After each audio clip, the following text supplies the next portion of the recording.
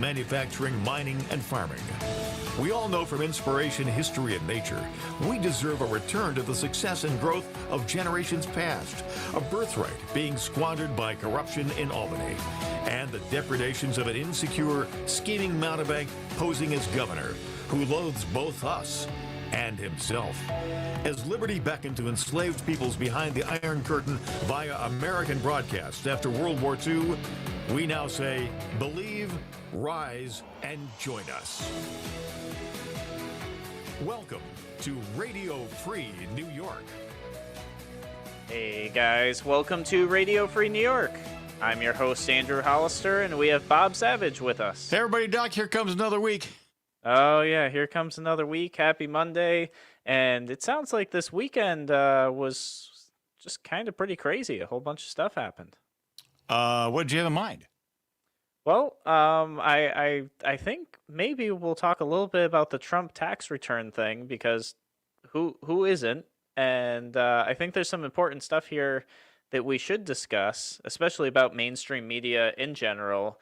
And I want to make sure we clear up a couple things, because I'm already seeing posts and things like that. They're just inaccurate, I guess. Clearing up some things. Yes, let's clean it. By all means. I like it to be tidy. Yep. And then Rochester got a new interim police chief, so I guess we could talk about that. Police chief of the month. Yep. And I got banned on social media again, so all my accounts are gone all over again. Andrew, what is it with you? I don't know. You know, we're just gonna have to have a talk. Yeah. You know, and at this point, it almost feels a little personal. Like I'm starting to think that maybe there's somebody at Facebook who just really doesn't like me and is actively seeking me out. Well, that's how those bots are. You know, they hold a grudge. Yeah. Well, especially because my Instagram accounts all got banned too, and Facebook owns Instagram now. You're especially naughty. I guess so. Don't know. So they're all gone, so I'm not on social media anymore. Surprise again. Ironically, though, Twitter. Your life, you know what, Andrew? Your life will be better for it. Oh, it already was. I mean, the last month without it was already so great. It was actually kind of funny because somebody had said something. This was like last week before I got, kicked off again. Somebody said, "Oh yeah," and they were talking about this thing that they thought I would know about, and they're like, "Oh, I posted it on Facebook." And I was like, "Oh, Facebook. I forgot. I don't remember to check that anymore." So sure enough, I opened up Facebook. I hadn't logged in for like, I don't know, 6 or 7 days, something like that. And I saw the post that they were talking about. So I was already kind of on my way out just from, not having the account. And yeah, it feels pretty good. It's nice. So let me understand this. So you hadn't been on Facebook because you assumed that you were banned, and so you went in to check, and that's how you learned you were banned again? No, so then like the very next day I got banned again. Oh, okay. Yeah, like, and the funny thing is it's really funny because I hadn't made any posts at all. I joined like 3 groups. I added some friends and family. I had less than 100 friends on the account. Literally didn't post anything. No images. No nothing. Well, I uploaded a profile picture, but that was it.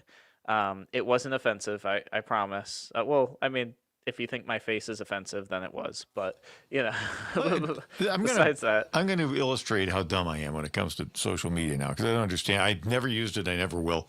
How can you get banned if you don't post anything? I don't know. I have no idea. What?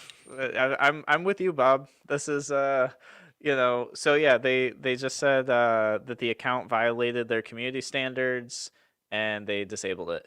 Was there some other, does content linger there from an earlier time that would, they reinstate you and then that kicks it out again? Or? Oh, no. So this was a whole brand new account. I just created a totally separate account, with a different email address and a different phone number. Brand new account, fresh new, maybe 2 weeks old, 3 weeks old. So there's no data on it at all. Yeah, so my assumption is that they're using their facial recognition software to ban people who are creating new accounts by taking photos that they have of you from before and matching them and using facial recognition on new photos Oh, that you that's upload. it. You were trying to sneak back in. Oh yeah, no, absolutely. Like I snuck back in. I was in for like a week or two, maybe 3 weeks, and they just like Okay. rebanned me. I think Yeah. I understand now. Yeah. See Yep. now, Andrew, come on now. This isn't the drive-in, where it's carload night, and you can't pack the trunk with all of your friends and try to sneak into the drive-in. It's Well, just not I right. tried. Yep, didn't work out. But ironically, so all my Instagram accounts are banned now too, which is strange because I haven't really done much on Instagram either. But that's neither here nor there. What will be interesting though that we should talk about at some point is my initial gut reaction to them removing my accounts was that, well, Facebook's a private company, they can do what they want. And then somebody brought up to me this very interesting perspective that I do want to research, look into, and possibly pursue, is that when Facebook censors people on their platform specifically, so I'm not talking about Twitter, I'm not talking about MySpace, which has been irrelevant for many, many years. Is that still Um, there? I don't know. I don't know. I think Yahoo bought it like 10 years ago, and who knows what they did with it from there. Um, but those other social media platforms aren't interacting and working with the government the way Facebook is. So Facebook has received certain exemptions from Congress, especially in like antitrust law and other things that allows them to operate, although they are a private entity, with legal exceptions that other companies in that same space, in that same industry, and even competitors of them don't have those exemptions. So, in effect, they are operating partially as a government entity where the First Amendment then would apply. Yep. So it's kind of interesting. It's not that cut and dried. It's not just to say, well, they're a private entity, so they can do whatever they want. Well, no, they have been, as you pointed out, they've been granted this special concession, Yeah. and that's that. If they're not going to live up to the terms of the deal that they made with the government in terms of how they operate, then that special immunity needs to go away. Yeah, yeah, absolutely. So at some point coming up, I do want to do some research for you guys, find and pull those exemptions, and then we can have this discussion of, do they deserve those protections and exemptions? My guess is probably not, but we'll look at it. We'll check it out together. And then do those exemptions and protections and concessions, do those then put constitutional issues on Facebook if they are essentially acting as a government entity or a part of the government because of those exemptions? I think it's a conversation worth having, and like I said, I didn't even think about it. I didn't realize that somebody else brought it up, and I kind of think it's something we should explore and talk about for sure.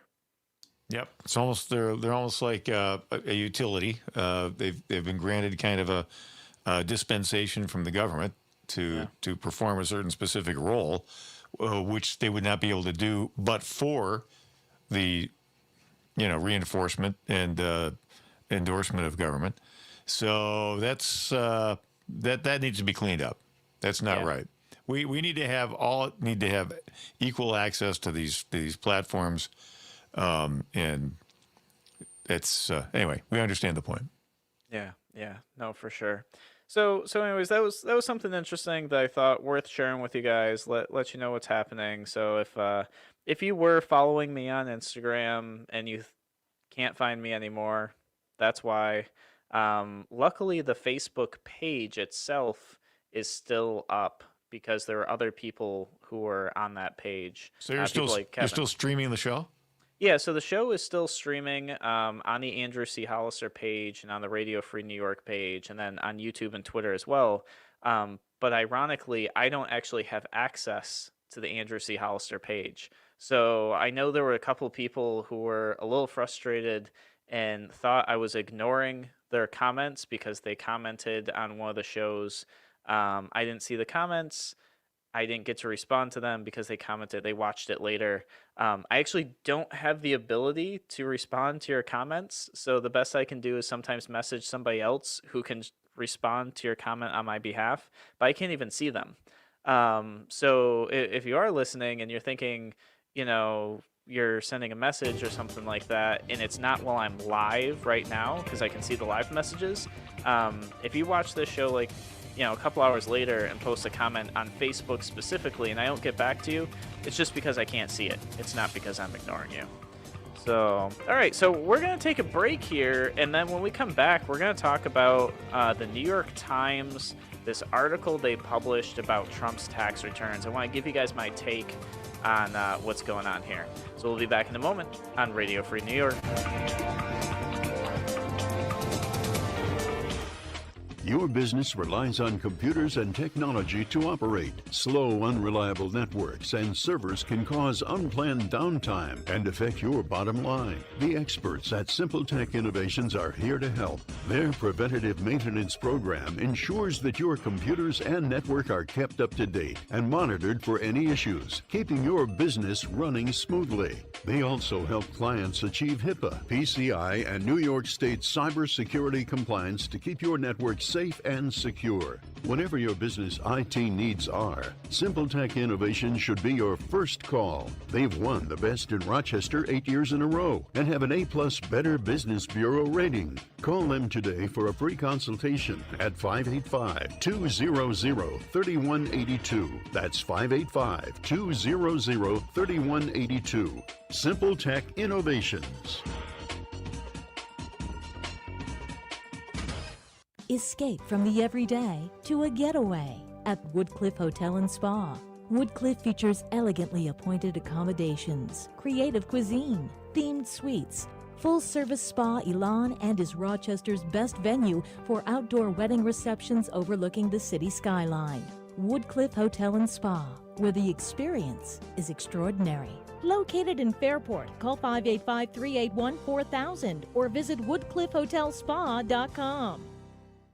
A reminder from Abate Monroe County. American bikers aim toward education. Distracted driving is dangerous, so pull over and eat. Don't try to read your mail and newspaper, and stay off your cell phone. Make a mental note to be more alert, making it a habit to expect the unexpected. Remember to look twice. Save a life. Train yourself to watch for motorcycles which are harder to see. Join Abate, and your family will be protected with a free $4,000 accident policy. Ride safe. Ride free. Ride often. Abate. If you ride with us. Google Abate Monroe County. Why do businesses choose to move their website from Wix and Squarespace to Simple Tech Innovations? Maybe it's their excellent customer service or attention to detail. Maybe it's their ability to give a truly customized solution. Or perhaps they just like the fact that Simple Tech is a local small business that builds great relationships with its clients. Whatever the reason may be, you can rest assured knowing that the local team at Simple Tech has your best interest in mind when building or updating your website. They're hands-on and love helping customers achieve their goals. But don't take my word for it. They've won the Best in Rochester 8 years in a row and have an A+ Better Business Bureau rating. If your website doesn't match your dreams or isn't achieving your goals, give the professionals at Simple Tech Innovations a call today for a consultation at 585-200-3182. That's 585-200-3182. Simple Tech Innovations. You're listening to Radio Free New York. All right, welcome back to Radio Free New York. I'm your host, Andrew Hollister. We've got Bob Savage here with us. And Bob, have you seen the articles about Trump's tax returns? I have. Yeah. So interesting thing here. The New York Times. This is a quote from them specifically, and we're gonna talk about this and possibly in depth, maybe not. We'll see. So this is their words, not mine. It says the Times obtained Donald Trump's tax information extending over more than 2 decades, revealing struggling properties, vast write-offs, an audit battle, and hundreds of millions in debt coming due. So this is the premise. This is like the first thing that they start this this article off with, And if you haven't seen it, check it out. It's like very lengthy. It's like pages and pages and pages of this New York Times article. Um, and before I really talk about this, um, I want to put this out here that the New York Times has not provided any proof at all that they've actually have his tax records. I think that it's like really, really important to put out here is that they made this huge article. It is pages and pages and pages long, and they've been asked to provide because they've made a lot of let's call them like accusations and things like that based on what they're saying they have. Allegations. Allegations. There you go. Yep, they've made allegations saying, well, because of his tax returns this, and because of his tax returns that, and just pages of this. But they didn't actually provide the tax returns to prove that they have them. So there's no way for somebody like you or I or Bob to sit down and look at his tax returns for ourselves and determine if their allegations are correct. Since they haven't published those documents, there's nobody that can validate that these documents are even genuine or real or not. So I think that this is really important because this could just all be fake news. Well, that's as long as you use that term, President Trump has completely and uncategorically denied all of these claims, and he says it is fake news. Yeah, and I would expect him to, for sure. And this isn't me saying who's right in this situation. To be honest, I don't know if we'll ever know. I don't know if they'll ever release it. But the fact that they're not willing to provide the documents that they're citing as a source for their information, whether you like Trump or not, whether you think that he owes a lot of money or not, whether you think that his taxes are in a bad situation and you should release them or not, is a separate issue from somebody providing allegations, citing a document, but then not giving anybody access to that document to see for themselves. Well, and furthermore, I mean, overarching this whole thing is what's the point of this story? Who cares? If he paid $750 last year in taxes, and that was what he owed under the IRS code, what's wrong with that? Yeah. So what? I mean, the ultimate question that that really drives progressives nuts, and believe me, the New York Times is the progressive mouthpiece.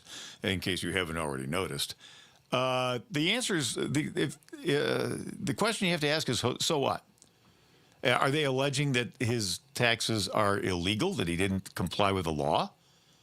Because presumably he paid $750 because that's what he owed. Yeah.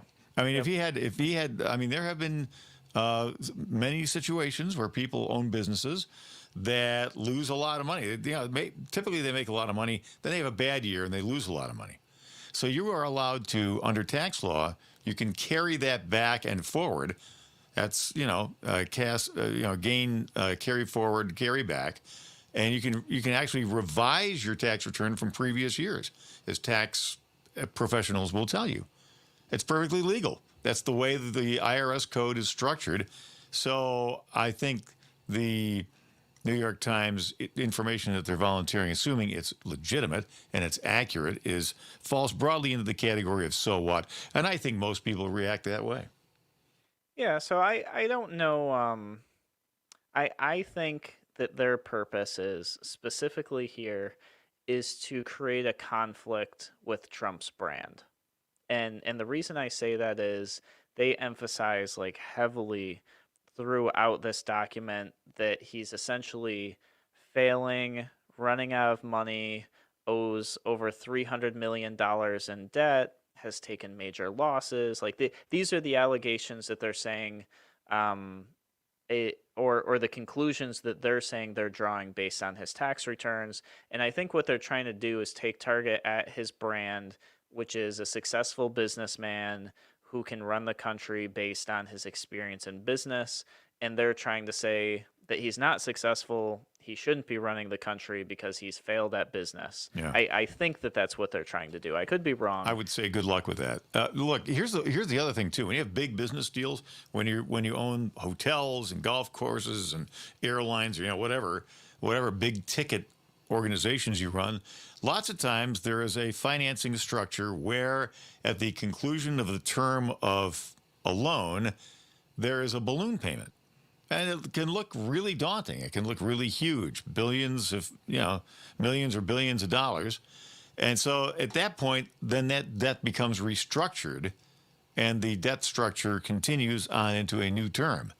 That doesn't mean that at the approaching maturity date of some financing package that Donald Trump is going to be living like a hobo, in worn out clothes, under a bridge somewhere. It just means that financing is going to roll over into some other phase, be refinanced or split up among lenders. I mean, that kind of stuff happens all the time. And let me just tell you something here. There's an unrelated but parallel issue that really does need looking into. What's with Joe Biden's tax return showing $3 million in income in 1 year? Yeah. Where did that come from? He's probably all the bribes from when he was in Congress, right?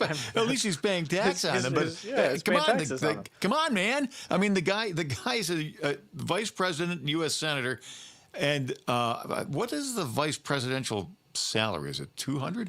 I know the presidential salary is $400. Oh, let me also point out, by the way, that Donald Trump donates his presidential salary every year to benefit disabled veterans, but. I don't know where Joe Biden would get $3 million in income as vice president of the United States, former vice president. Yeah, I couldn't tell you. So it looks like I was trying to pull up the salaries here. Yeah, it looks like maybe a little bit over $200,000 a year. So, that's kind of a big gaposis there between 200, maybe $225,000, and $3 million. Yeah. So he must be one heck of an investor. Well, it's all that ZD, That's what they called it here in New York. Yeah. So I think that it's important to, regardless of the situation, this is coming up because this is a big topic. It's the president of the United States. It has to do with his tax returns. There's obviously an extremely direct attack from the New York Times. And of course, CNN as well has jumped in and said, the only reason Donald Trump ran for presidency is to rebolster his brand to try to get out of debt, which I think is ridiculous. Yeah, I was trying to come up with maybe a stronger word that I can use on the radio. But I mean, to say that somebody's running for office to reestablish their brand, and that's why they're carrying on the presidency. Man, that's a real far stretch. You know what? You have a much better chance of convincing people that he's full of himself, and that's why he ran for presidency. That's a very difficult case to make because actually I believe that the record shows that Donald Trump has lost millions, hundreds of millions of dollars by becoming president of the United States. Oh, yeah. All kinds of business reverses for him because he decided he wanted to serve his country and be the commander in chief. He's, it's cost him millions. It's cost Ivanka millions. Ivanka's lost, in her fashion line and her cosmetics line and everything, just because Trump derangement syndrome is a global phenomenon. It's swept the globe, and it's really cost the Trumps a lot of money, and certainly a lot of heartache as well. Because I know that Donald Trump is a very strong family guy. And, it's got to be difficult for him to watch his kids struggling because of his decision that he wanted to become president. Yeah. And I would say anybody who gets involved in politics, it's hard on family, for sure. So we're going to take a break here. When we come back, I want to share with you guys the response from one of Trump's attorneys The New York Times, it looks like, gave them about 3 or 4 lines of response in this whole entire thing. And then I want to talk about what this maybe could mean for our tax code in the future. Guys, we're going to take a break. You're listening to Radio Free New York.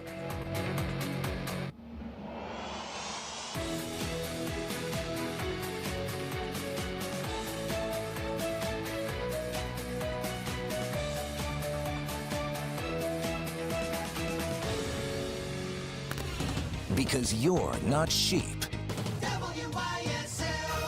AM 1040 Avon Rochester, FM 92.1 Rochester, and FM 95.5 Spencerport. Here's the latest forecast from the News 10 NBC Weather Center. For tonight, will be mostly cloudy, kind of warm, a little muggy. We'll stay in the 60s out there. Cold front comes in on Tuesday. Some badly needed rain showers will fall at times, and the temperatures will be noticeably lower, staying in the 60s through the afternoon. Some more raindrops possible at times on Wednesday with temps in the 60s. I'm Rich Cadelia on WYSL. Victor Chevrolet welcomes fall with this September special. For a limited time, buy a 2019 Chevy Trax LT all-wheel drive with LT convenience package, power driver's seat, keyless access, and start. MSRP $26,145. Buy it for just $19,215. Financing available with approved credit for $229 a month for 84 months. But it's only while supplies last. At Victor Chevrolet, we want you to know we're here for your transportation needs. Our factory-trained specialist in the Victor Service Department can expertly handle any repair. Our concierge service can arrange for pickup and delivery of your vehicle if you choose. We are here for repairs, maintenance, inspections, warranty work, and recall. Victor Chevrolet can help no matter where you bought your car or truck. Remember, if you're looking for a pre-owned vehicle, Victor Chevrolet always has a great selection of quality low-mileage cars, trucks, and SUVs. Give us a call at 869-6196 or visit VictorChevrolet.com. Find new roads at Victor Chevrolet, Route 96 in Victor. Visit VictorChevrolet.com. In honor of the late Bat McGrath, a well-known singer and songwriter from upstate New York, and a true friend of Camp Good Days, Lou Graham has donated a guitar signed by the past and present members of Foreigner. This guitar will be raffled off to raise money for Camp Good Days. The funds from this raffle will go directly towards renovating the music activity hut at Camp Good Days and Special Times, recreational facility on Cuca Lake. The hut will be rededicated in memory of Bat McGrath. Raffle tickets are 1 for $10, 3 for $20. The winner will be announced at the Music Hut rededication at Camp Good Days recreational facility on a date to be announced. Visit campgooddays.org or call Camp Good Days office at 585-624-5555 for more information.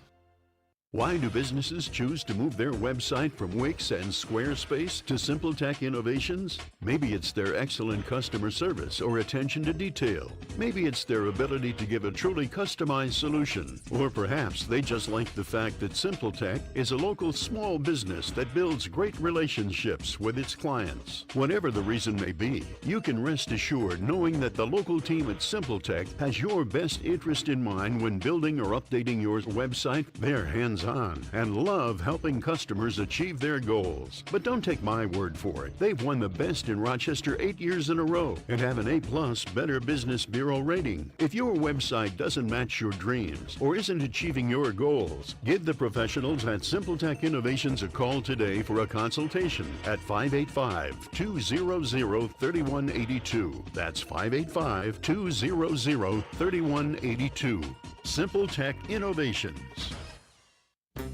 Excuses are in abundance these days. From zombie cicadas and murder hornets eating homework to plagues canceling class, your kids will need all the help they can get staying in touch this year. Why not solve that pesky old phone's dead issue with a high-quality, complete portable power system that charges out of the clear blue sky? Soul Green Energy is now offering buy two, get one free on the Essential Mini Sun Charger Bundle.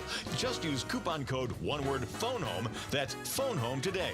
And remember, if you're not looking for that much power, the exclusive 20% off WYSL coupon code UNITED, that's UNITED, still stands. Here at Soul Green Energy, we offer the best sustainable systems available to make sure you're never SOL again. SoulGreenEnergy.com. Are you prepared? The Livingston County Health Department reminds you it's National Preparedness Month. Disasters don't wait. Make your emergency plan today. Talk to your children about how to get ready and how to reunite if separated. Always have a 2-week supply of food, medicines, water, and batteries. Listen to news broadcasts and be informed. For more information or to volunteer for the Medical Reserve Corps, call the Livingston County Health Department at 243-7299. 243-7299. Or Google Livingston County NY Health on the web. Stay in your car and let us do the work. The Avon Gasway on Route 39 features all-American Valero gasoline, full-service gas island, plus ethanol-free gas, on and off-road diesel, crystal clear kerosene, propane exchange, free tire pressure check and air. Open daily. The Avon Gasway, Route 39. You're listening to Radio Free New York. All right, welcome back to Radio Free New York. I'm your host, Andrew Hollister. We've got Bob Savage with us.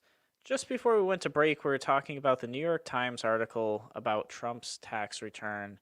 And actually, I do want to give a shout out to a couple of our listeners who are commenting online. Barbara, Sarah, and Josh. Josh is actually watching from the firing pin, which is one of my favorite places to go shoot. So, guys, thank you for checking in here on the live stream. You guys can always find us streaming on YouTube and Twitter for sure, and Facebook. Could be questionable, but so far Facebook hasn't taken down the live stream for the show. But I definitely encourage you, if you're watching on Facebook, to make sure that you hop over to YouTube, search Andrew C. Hollister, hit subscribe, just in case Facebook takes us down, because that's probably the natural progression of things at this point. They keep deleting my accounts, so it won't be long before they probably take the live stream off as well. But what I want to share with you guys is Trump's attorney, or one of his attorneys, did send a response letter to the New York Times before this was published. They only gave like a couple lines here, but here's what it says. So it says, in response to a letter summarizing the Times findings, Alan Garden, a lawyer for the Trump Organization, said most, if not all, of the facts appear to be inaccurate. And then he requested the documents that they based their findings on. And then another response was, over the past decade, President Trump has paid tens of millions of dollars in personal taxes to the federal government, including paying millions in personal taxes since announcing his candidacy in 2015. So that's their response. And then, like Bob said earlier, Trump said it's all fake news. And here's the thing. This is a weird situation because nobody's providing proof for anything. So we're left in this situation. So you don't cite any sources in the story at all? No sources. They said they don't want to release the information that they've based their findings on to protect their source. That's what the Times is saying. Oh, that's hogwash. That's what they say every time. We have to, because, Trump is so mean and he's so evil, he'll have somebody whacked over here. No, that's the last refuge of scoundrels when it comes to journalism. Well, we have to protect our sources. They have children and families and lives, and somebody's going to get hurt. That's a bunch of hooey. Yeah, you can't believe a story where there's no sources cited. I mean, journalism has become so pathologically inept these days that it's commonplace to just base coverage on hearsay and on supposition and on rumors and all kinds of unsubstantiated nonsense. Yeah, no, I agree. And here's the thing is, journalism has gotten used to protecting their sources, which I don't think is always bad, to be honest. Like there are certainly times where that's important, but I don't think that releasing the copies of his returns that they're saying are where they're getting this information. Well, I don't think that's protecting anybody. That's the issue right there. Probably what they really mean by protecting their sources is they're protecting their sources from arrest because this information was stolen illegally. I mean, That's stolen my illegal. guess. That's, I I know can't that's- imagine how it would be legal to give somebody's tax returns. I plead somewhere. guilty to a pleonasm. If you steal something, of course you do it illegally. But anyway, they don't legitimately have this information, and they're probably misinterpreting it. Yeah, it could be. And once again, the American people don't have anything to look at to take their own perception of what this is. We don't have it from Trump. We don't have it from the Times. So, Well, let me tell you where the this answer is probably somewhere in the middle. Let me tell you right? where this, let me tell you where this is headed. By Friday, this story's going to be gone, and nobody's going to care about it. Because even if it's true, I think that the reasonable American is going to react and say, with what? Who cares? So he paid $750. Was it illegal? Was he circumventing paying taxes somehow illegally? I don't think so. I don't think that Donald Trump it would be possible for him to do that. First of all, just because of the size of his tax account, he's audited every year. Yeah, yeah. Well, not only that. I mean, they specifically say in their article they don't suggest he's doing anything illegal. In fact, they just say he's using a term called tax avoidance, where you structure your taxes in a way to pay the least amount of taxes possible, which is going to be common. For businesses. They're using the term tax avoidance because it sounds like tax evasion. Yeah, they're very different. The average person out there who's they're just a W-2 employee. They have a simple, they file a 1040 EZ or whatever.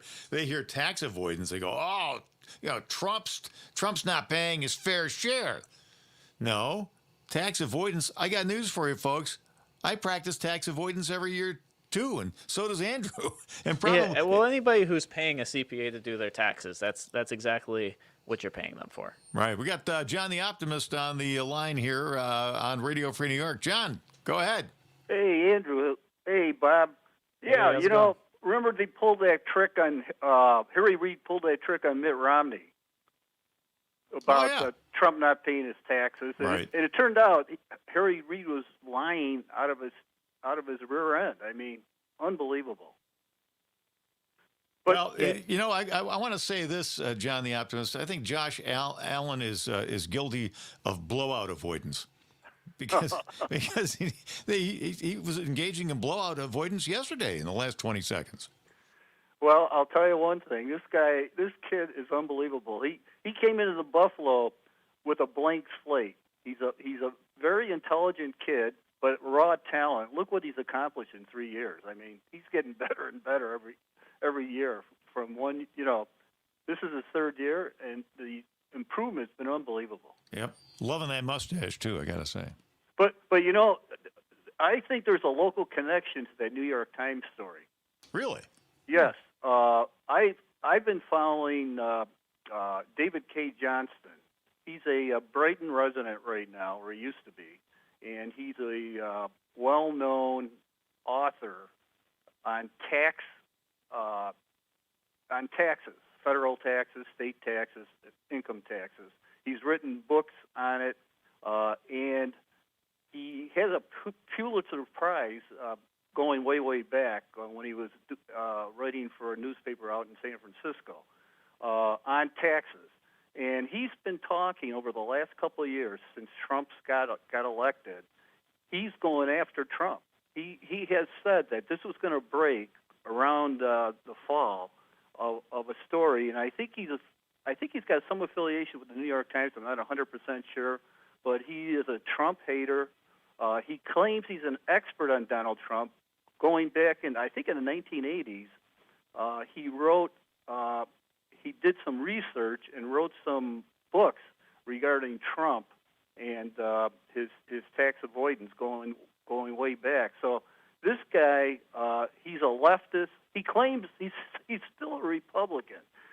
I've talked to the guy, and man, he is so far left, and he's got this thing for Trump. He wants to destroy him. Well, John, I just want to point out that Mitt Romney claims he's a Republican too. Well, that's true, but David K. Johnston, Mitt Romney looks like Attila the Hun compared to David K. Johnston. Believe me. Wow. I've talked to David K. Johnston, and he's a very intelligent guy. He's an academic. I think he's a professor at Syracuse. Of course. And he has written many publications and articles, and he's been on MSNBC and CNN, whatever. And I think he may be behind this, and or his sources behind this whole incident. Very interesting. You heard it here first, folks, on Radio Free New York, right, Andrew? Yeah, absolutely, John. Thank you so much. All right, go Bills, deep in the playoffs. There we go. All right, guys, we're gonna take a brief break here. We'll be back in a moment. There's just a little bit more I want to talk about on this topic, so we'll just carry the discussion on one more segment. We'll be back in a moment on Radio Free New York. Why do businesses choose to move their website from Wix and Squarespace to SimpleTech Innovations? Maybe it's their excellent customer service or attention to detail. Maybe it's their ability to give a truly customized solution. Or perhaps they just like the fact that SimpleTech is a local small business that builds great relationships with its clients. Whatever the reason may be, you can rest assured knowing that the local team at SimpleTech has your best interest in mind when building or updating your website. They're hands-on and love helping customers achieve their goals. But don't take my word for it. They've won the best in Rochester 8 years in a row and have an A+ Better Business Bureau rating. If your website doesn't match your dreams or isn't achieving your goals, give the professionals at SimpleTech Innovations a call today for a consultation at 585-200-3182. That's 585-200-3182. SimpleTech Innovations. If you're looking to market and grow your business, make new business connections, and give back to the community in a meaningful way, consider joining the Greece Regional Chamber of Commerce. We're the largest suburban chamber in Monroe County, and we offer networking, education, marketing, insurance, and advocacy. You do not need to live or work in Greece to join. Our members come from throughout the region. In short, we're better together, and together, we're moving business forward. Visit greecechamber.org or call 585-227-7272 to join today.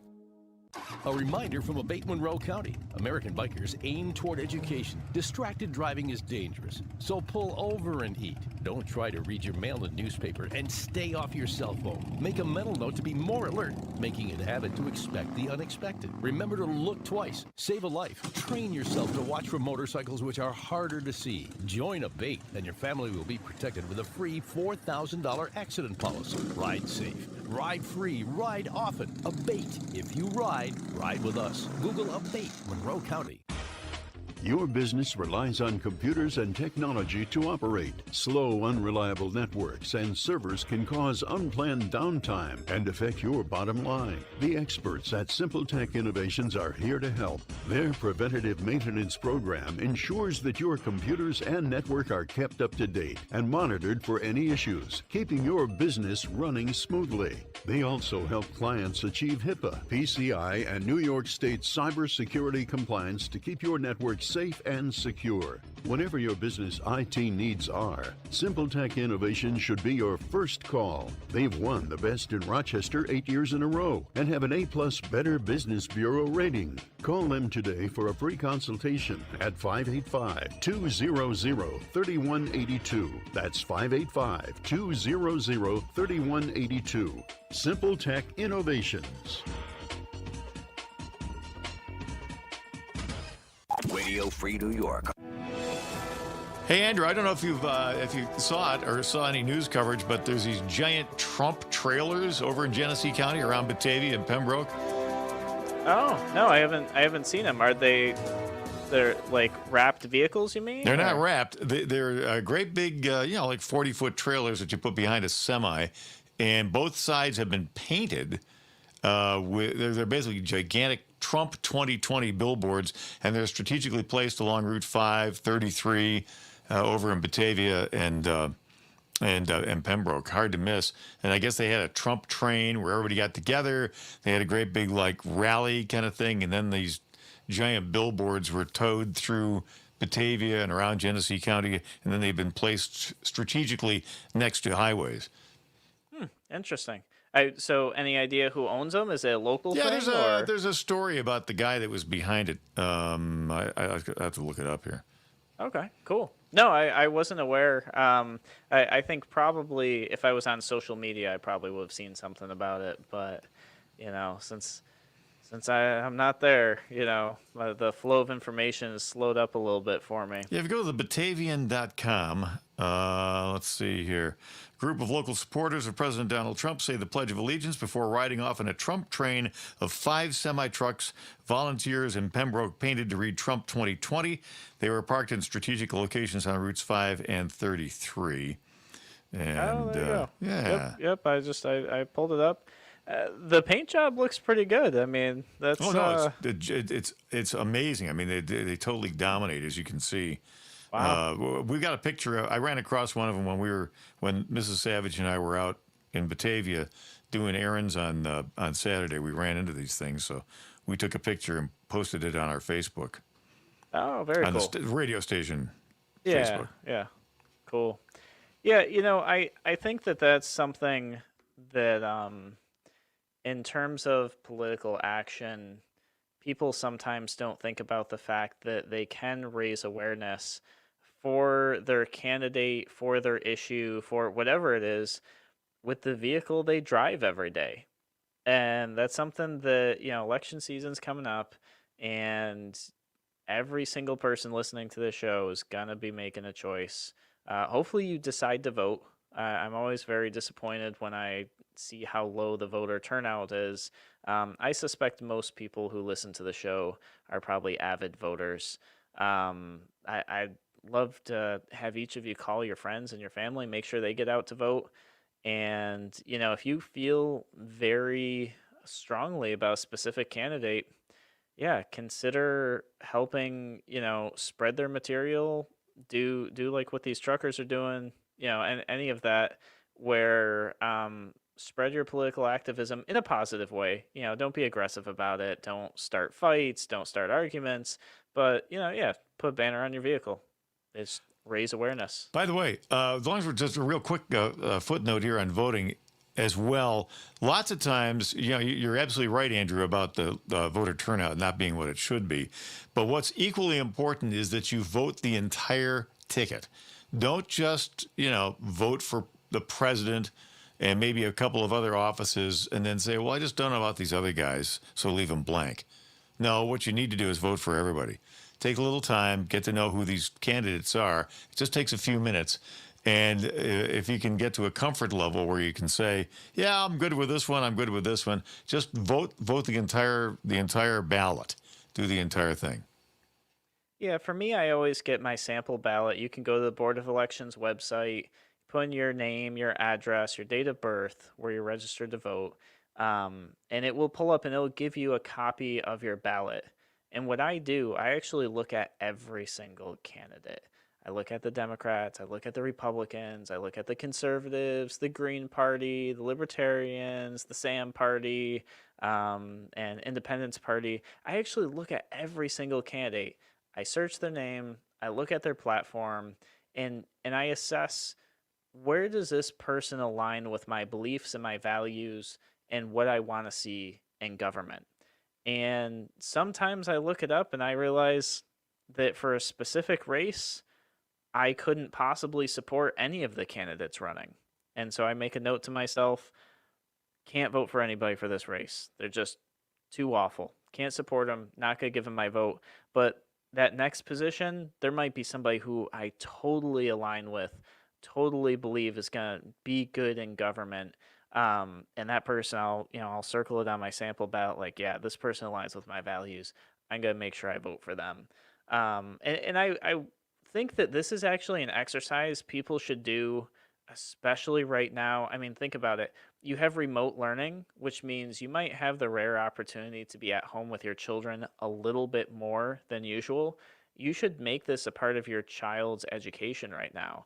Get that sample ballot, sit there with your child, and, if they're old enough to kind of like understand and comprehend this sort of stuff, have them Google the candidates with you and ask them, what do they think about each candidate? Like, and get them used to the idea This is a civil service. This is a civil duty that you should do as a voter. You should look at everybody on your ballot, and you should assess where they are in line with your beliefs. And that's something you could instill into your children, this idea of critical thinking, which I really feel like a lot of the education system is taken away from us, and taught kids that they'll be told what the answer is and that's how they pass their tests. Voting is not a test where you memorize an answer. We need to teach children and young people that there's some research to be done, and that's the right way to vote. Yeah, great idea. Yeah, work on the ballot beforehand with your child. Yeah. I think especially this year, since so many people are doing remote learning, this is something that you could do to incorporate, just really good values and ideals, in your children, and having them get excited about voting and understand the process. Because I can't tell you how many people I run across, especially during the campaigns I did, who were turning 18 years old. They were really excited to vote, but you know what else they were? They were really nervous because they had no idea how to navigate a ballot, and they were just worried about messing it up. And for your first time voting, yeah, that can be kind of difficult because the ballots are structured in kind of a goofy way. Once you've done it once, it's pretty simple, but it's intimidating your first time. If you work on it with your kids now and they have the opportunity to vote, they will go to the ballot confident and excited to just vote and have a part of that, versus other people who I've heard say, yeah, I didn't really know how to vote. Nobody really taught me, so I just kind of didn't. How disappointing would that be if you found out your kid made it to like 24 or 25 and they just didn't vote because they were kind of intimidated by the process and just didn't know how? This is a cool opportunity to share that with them. Yeah, I think that you get a lot of that's a good point, the intimidation factor, because I think some people get into the little carol there with the ballot, the little cardboard partition, and they start to feel nervous because they feel like they're holding other people up. And if you sit there and you're looking at the ballot and you're going down, oh, well, who's this? Okay, now who's this candidate, and so forth. That's okay. It's all right. Everybody will get to vote. Take your time and fill out the ballot. Yeah. Yep. Yeah, and then check the ballot for the back too. Because sometimes there's propositions on the back and other stuff. And I'll be honest, Board of Elections is usually pretty good about letting people know, hey, don't forget to check the back of your ballot. But voting is something you get to do once, maybe twice a year. It is extremely important. It's one of those things that can truly impact your life forever. You just take the extra 30 seconds to 2 minutes to read over your ballot 2-3 times, fill out the choices you want, make sure it looks how you want, you've selected everything you want, and yeah, don't worry about the line or the people behind you. Everybody's going to vote. There shouldn't be any pressure there. Just fill it out right, double check it, get it to the machine, and maybe, just maybe someday, the machines in New York will give you a receipt that tells you who it recorded your votes for. Like they should do, because it's only common sense. By the way, a quick footnote too, look out for the wording on those propositions, because lots of times what they're proposing seems to be the opposite of what the choices are, yes or no. So, you could be voting negative and actually you'd be voting to approve something. So you got to check out the wording on those propositions. Yeah, and that's why those propositions on the back of the ballot, it's so important to get your sample ballot, because it could be like a 400-page document you're voting for. And if all you see is the sentence on the back of, are you in favor of proposition, ABC, that's going to make parks better in Monroe County, you don't actually know what's in the content of that. You got to get a summary or something from somebody. Guys, thank you so much for joining us on Radio Free New York. We'll be back, same time, same place, tomorrow.